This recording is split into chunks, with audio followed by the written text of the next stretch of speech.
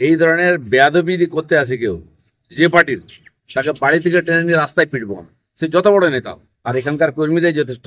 আর যদি টিএমসি মনে করে এই রাজনীতি খড়গপুরে শুরু করবে, কাল থেকে শুরু করছি, বাড়ি থেকে ঢুকে মারবো না, বাড়ি থেকে টেনে নিয়ে রাস্তায় মারবো।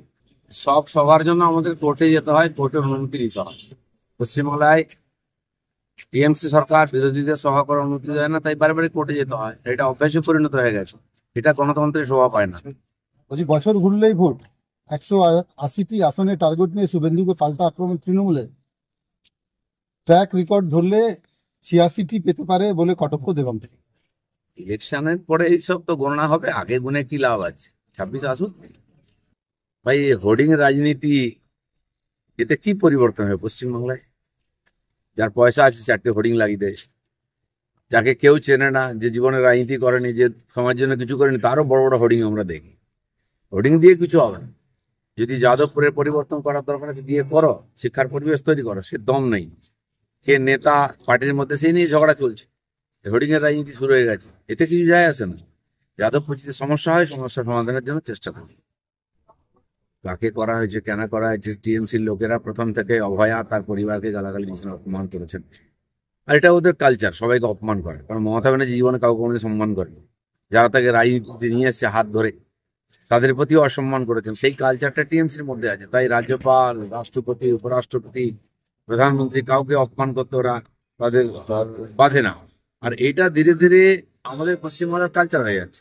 যেন বাড়িতে সবাই কুকুর ছাগলকে পর্যন্ত সিভিক দিতে হবে নাকি? আর সিভিক থাকলেই বা কি করবে? সিভিক কি সুরক্ষা দেয় নাকি? সিভিককে নিয়ে কাটমানি তুলতে যায় নেতারা।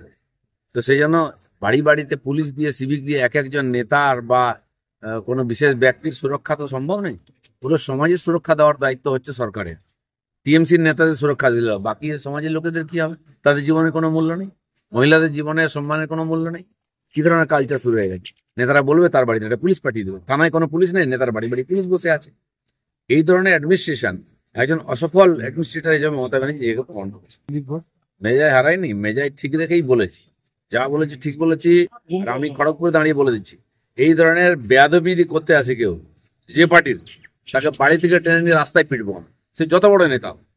দিলীপ ঘোষ কারো বাপের খায় না, কারো জমিদারিতে পা দেয় না। সেখানে যদি রাজনীতি করতে হয় ভদ্রভাবে করো, আর নাহলে ছ্যাবলামি করলে আমরাও জানি কাকে কিভাবে সিধা করতে হয়। খড়গপুরটা কারো বাপের জমিদারি নয়। দিলীপ ঘোষ পাড়ায় পাড়ায় ঘরে প্রত্যেক লোকের সুবিধা জানে। যে লোকটা চেয়ারম্যান থাকতে কিছু করেনি, এত বছরের কাউন্সিলর কিছু করেনি, এমএলএ থাকতে কিছু করেনি, সে বলছে আমি রাস্তা বানিয়েছি, আর বোর্ডে লেখা আছে অনারেবল এমপি দিলীপ ঘোষ। মানুষ কি ঘাসে মুখ দিয়ে চলে নাকি? বেহায়ার মতো মিছিল করছে ওখানে গিয়ে। আরে দম থাকলে ড্রেনটা করে দেখা, দিলীপ ঘোষ রাস্তা করে দিয়েছে। বলছি দাদা, এই মেজাজে কি দিলীপ ঘোষকে দেখা যাবে এখন? দিলীপ ঘোষের মেজাজ এরমই থাকবে, কোনো বাপের কারো বাপের খায় না, পড়ে না, কোনো বাপের কারো পাশে এক কাপ চা চেয়ে খায় না।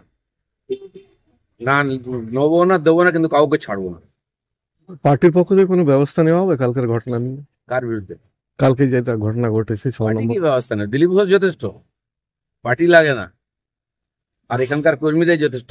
আর যদি টিএমসি মনে করে এই রাজনীতি খড়গপুরে শুরু করবে, কাল থেকে শুরু করছি, বাড়ি থেকে ঢুকে মারবো না, বাড়ি থেকে টেনে নিয়ে রাস্তায় মারবো। আর এটা কালকে হেডলাইন করুন। আর যে বেটা বলছে কুকথা, তাকে আমি শিখিয়ে দেবো কুকথা কোনটা, সুকথা কোনটা। বেশি ভদ্রলোকই দেখাতে জান না। যেন রাজনীতি করছি শত্রুদের বিরুদ্ধে, যারা লেজ গুটিয়ে বাড়িতে বসে থাকে বোর আঁচলের তলায়, তারা আমাকে সার্টিফিকেট দিচ্ছে। জীবনে বাড়ির বাইরে কোনো বেরোয় চমকে দিলে পেচ্ছাপ করে ফেলে, তারা আমাকে সার্টিফিকেট দেয়। আর দিলীপ ঘোষ এই মেজাজে রাজনীতি করবে, যতদিন করবে। রাজনীতি ছেড়ে দেবো, মেজাজ ছাড়বো না বলে দিচ্ছি। মুসল পর্ব শুরু হচ্ছে টিএমসি, পঞ্চায়েত, মিউনিসিপ্যালিটি, সব জায়গায় পার্টির মিটিং এ মার পিট, চুলোচুলি, শেষ পেয়ে গোলাগুলি। এই রাজনীতির সংস্কৃতি দিয়ে বাংলাদেশ কি হবে? টিএমসির মধ্যে কি হচ্ছে এটা আলোচনার বিষয় নাই। এসব নাটক রোজ চলবে, এটা নিয়ে আমাদের কোনো চিন্তা নাই।